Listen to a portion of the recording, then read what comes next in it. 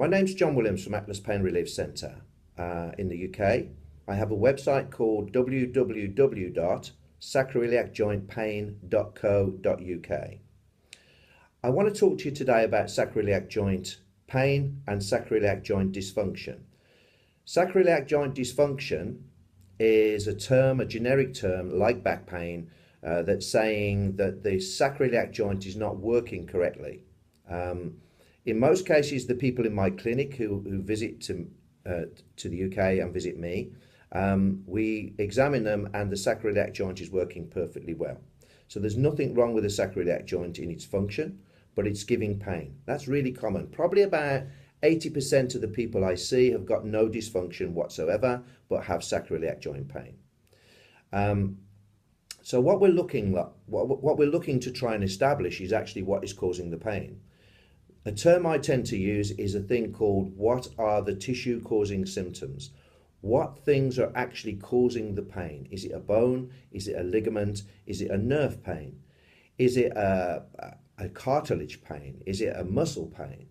So all of those things can generate pain. So what we're looking for is what particular thing is the pain generator, and so therefore we can apply the appropriate treatment for that.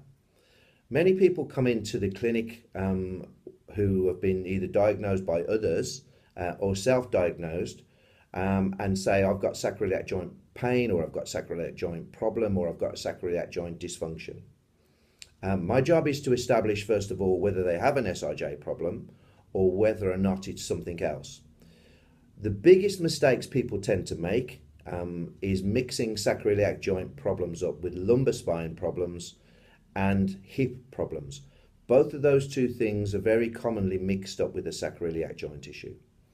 So the first thing we have to do, because sacroiliac joint pain is quite difficult to test as such, because it doesn't show up on any scans, and it's very difficult with an examination.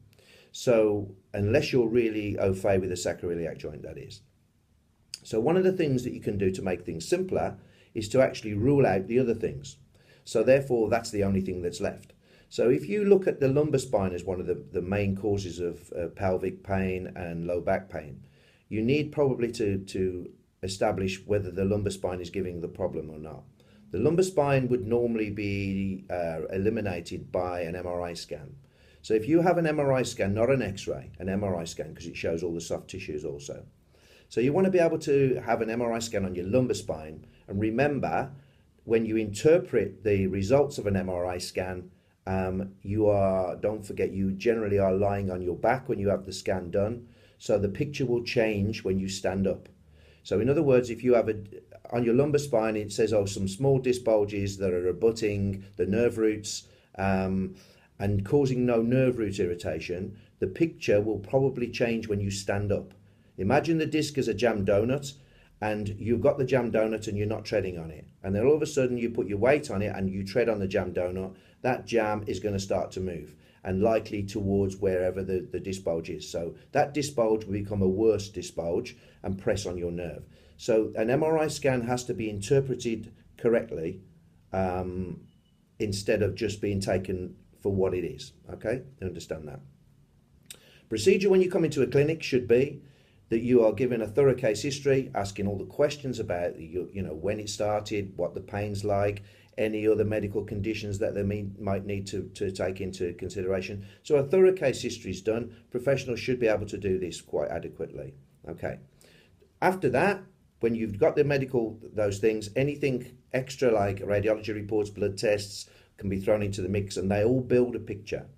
So once we've completed all that task, what we have to do then is look for a physical examination. Physical examination will involve mostly orthopedic tests, looking at range of movement, perhaps testing strength, looking for any pain generators when you do those particular things. What makes it better, what makes it worse, all of those things will really help you. And then you come up with a set of differential diagnosis, DDs. That will mean what kind of things could give those symptoms that we've actually just discovered. So there might be a list of 3 or 4 things, or even more things that could cause it, especially if you include pathology. So you're adding all these things in, and then what you have to do is to take out each one and then test them individually, and then throw them out the basket or keep them in as a potential cause. Once you've done this, you normally will come up with a definitive diagnosis, which then you can go forward and treat. But remember, okay, the sacroiliac joint will not refer pain past the knee. It's really important. If you're getting symptoms down into the calf or into the foot, it will not be your sacroiliac joint. More than likely, it's going to be a low back issue when something like that occurs. So if somebody tells you that it's a sacroiliac joint problem and it's actually you're getting neurological symptoms down into the foot or into the calf, it's going to be a low back issue. So that needs to be investigated further. There are many treatments for sacroiliac joint dysfunction, because if the joint is not working properly, we need to be able to restore that function. So I'm going to cover the treatment options for sacroiliac joint problems on another video. But remember, first of all, before somebody gives you a diagnosis of sacroiliac joint pain or dysfunction, you must rule out low back and the hip, because they are the most common causes of this particular set of symptoms that you might be affording, and you need to actually rule those out, because once they are ruled out, then there's a good chance that it could be a sacroiliac joint problem. Thank you.